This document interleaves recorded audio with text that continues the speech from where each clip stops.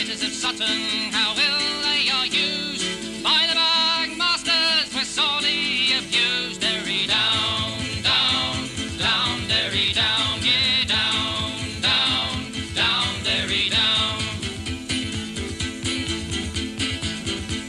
They inflated the wages so low for our work, to gain half the maintenance, we're slaving like a Turk.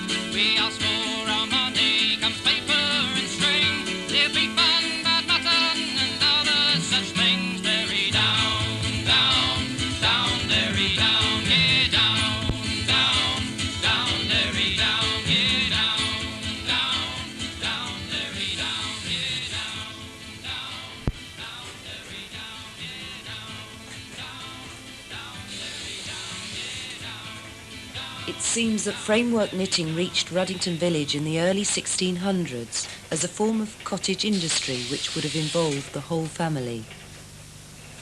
This may sound idyllic, but in fact the knitters were terribly exploited in every aspect of their work.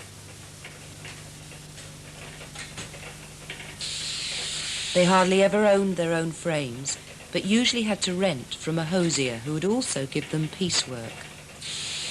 Some had to rent from middlemen who were agents for the hosier and demanded a suitable fee. Anyone who could afford a frame bought one so as to rent it out and make easy money. So, with the cost of coal, candles and other charges to do with work, up to half the knitters' earnings were gone, without them even beginning to think of feeding and clothing the family.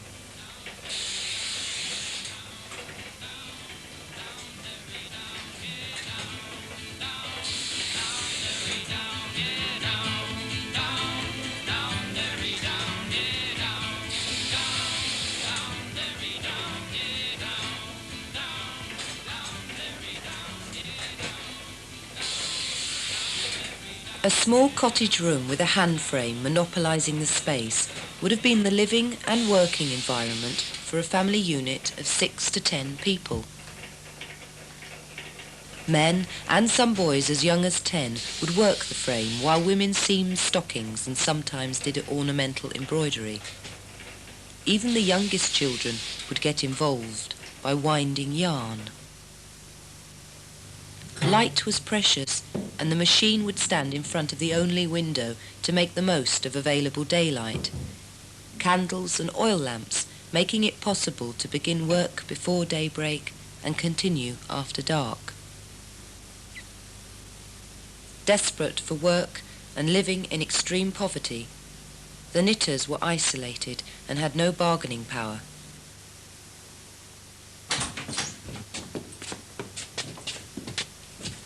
Then the industry expanded and began to be organised differently. Hand frames were clustered together at first in groups of about 5, later in larger workshops which would have held up to 50 frames close together. In a small village like Ruddington, where knitters lived close to the frame shops, knitting wasn't just work, it became a way of life. Since the knitting families were now living and working close together, they could share grievances and compare rates of pay.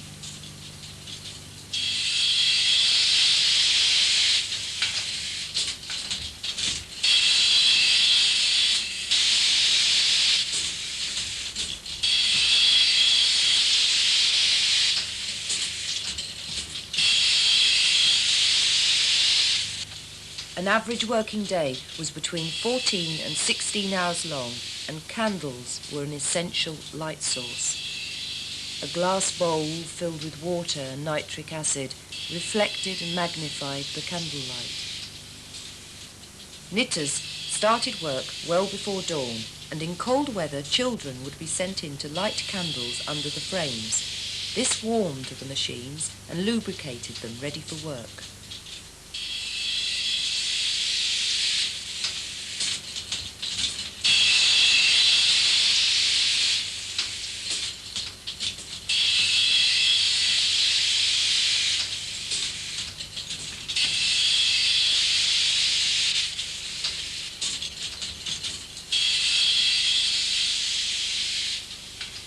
Good machine maintenance was essential, and knitters shared facilities to deal with day-to-day repairs like needle casting.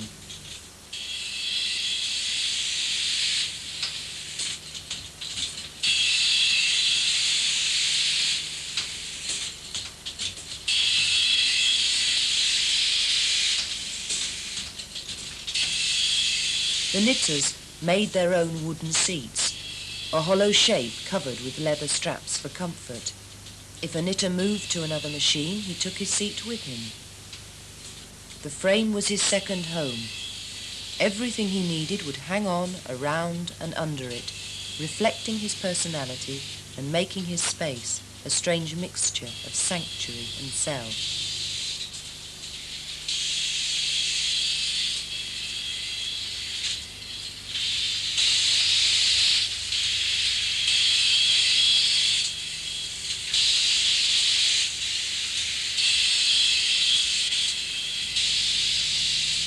A hosier's family like the Parkers, who lived at Ruddington for several generations, would have led a fairly luxurious life compared to their knitters. William Parker had 2 rooms downstairs, 2 up, and also an attic space. His family had their own bread oven and could heat their own water. They also had a certain amount of leisure time. But a knitting family would share just 2 rooms, with little or no furniture, and would have a pitifully basic food supply.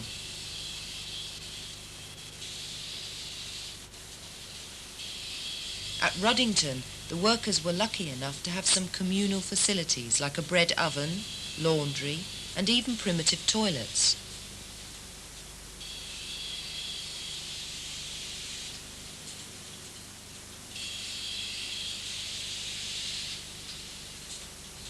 The framework knitting industry thrived around its workers' skills, creating new employment in service trades such as smithing and frame building. But at the beginning of the 19th century, new inventions were available to increase production and meet the changing demands of fashion. New machines created unemployment, and by 1811, cuts in the living standards of those lucky enough to be working caused a boiling pot of resentment amongst textile workers. Many thousands of people swore a secret allegiance to resist the debasement and starvation of their trades. Across the East Midlands, hundreds of machines were broken in the name of a mythical leader called Ned Ludd, and the government made Luddism a hanging offence.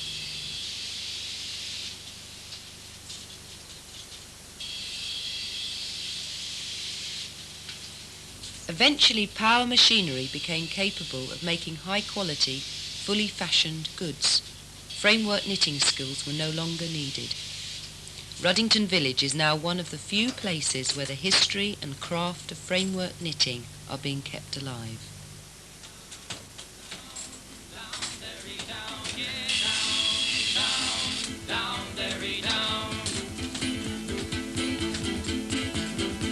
They inflated the wages so low for our work.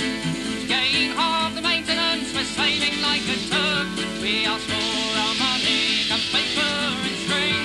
There'll be fun, bad mutton, and other such things. Derry down, down, down, Derry down, yeah, down, down, down, Derry down, yeah, down, down, down, Derry down, yeah, down, down, down, Derry down.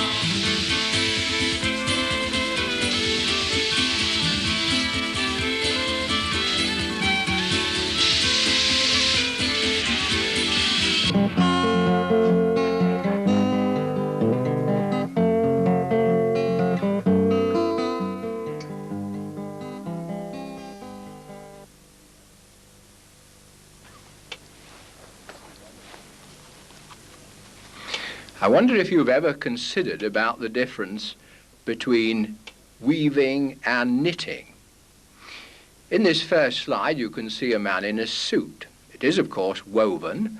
That means the fabric consists of 2 threads, a warp thread going north-south and a weft thread going east to west, so to speak.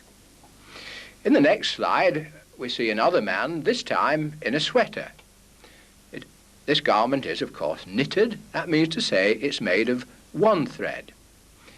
I expect you can easily recognize that knitted clothes are much more flexible, much more comfortable to wear than woven ones. So we very often use them for leisure wear, for sports, for underwear, for socks and stockings. Now, weaving is a technique that goes back almost to the beginning of time, many thousands of years ago. We don't really know exactly when it did begin, but knitting is much newer. It's only a few hundred years old. It began, in fact, in the Middle Ages. In this next slide, you can see a picture of the Virgin Mary knitting. It's taken from a church window, now in a museum in Hamburg. It was made in the 12th century, and it was just at that time that knitting was beginning to be dispersed across Europe from the Middle East. Actually, it shows the Virgin knitting because in the Bible story it says Jesus had a knitted garment, and medieval people reasoned that if it was knitted, if it had no seam to it, then of course it must be knitted. In the time of our first Queen Elizabeth, knitted goods became particularly fashionable. First of all, caps, and then stockings. Here's a picture from Amsterdam in the early 1600s showing a lady dressing, putting on her fine stockings. At this time, stockings were, of course, just as fashionable for men as for women, because men didn't wear trousers so much as breeches that buckled round the knee, and the preferred material was silk. Just see how fine those stockings are and how many hours of work it must have taken to knit them by hand. That's why there was a stimulus in a period of insatiable demand for these kinds of goods, for some invention that would quicken the process of production. And the genius that came up with the idea was called William Lee, whose picture we can see in the next slide. He is said by some to have been a parson in the village of Calverton, which is about 8 miles to the north of Nottingham. Not too much is known about him. He's something of a legend, rather like Robin Hood or William Shakespeare, someone that we don't know too much about. He was probably a small landowner who was troubled about the poverty of the people in that part of Sherwood Forest in which he lived, and was stimulated to try to produce a machine to increase the output of stockings in his part of the country. The picture actually shows him with a lady, and according to a popular story, it was because the lady of his heart's desire was so interested in knitting that she couldn't pay much attention to him personally. I don't think we need trouble too much about the story. I think much more important is that this Renaissance genius, William Lee, is the real starting point of our modern knitting industry. We don't even know exactly what the machine he produced looked like in the early years. Our next slide shows a stocking frame as it was developed perhaps 100 years or so later, when a great number of improvements had been made to it. It's the kind of stocking frame